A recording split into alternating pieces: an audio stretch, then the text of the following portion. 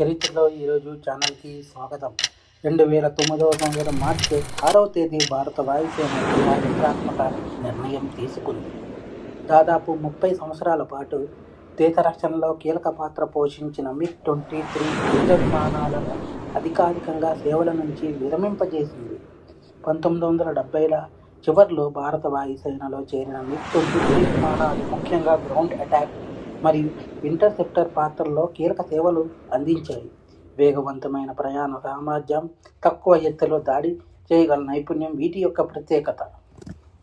MiG-23 విమానం variable sweep wing డిజైన్తో రూపొందించబడింది.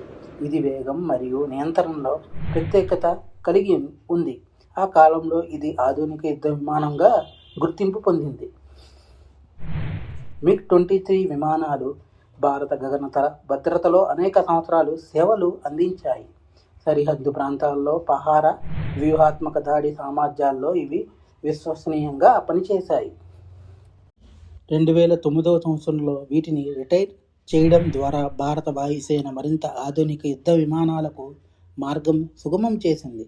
కొత్త తరహా టెక్నాలజీతో కూడిన విమానాలను ప్రవేశపెట్టి గగనతల శక్తిని పెంచింది. MiG-23 సేవలు నుంచి వైదొలిగిన భారత వాయుసేన చరిత్రలో వీటి సేవలు చిరస్థాయిగా నిలిచిపోతాయి.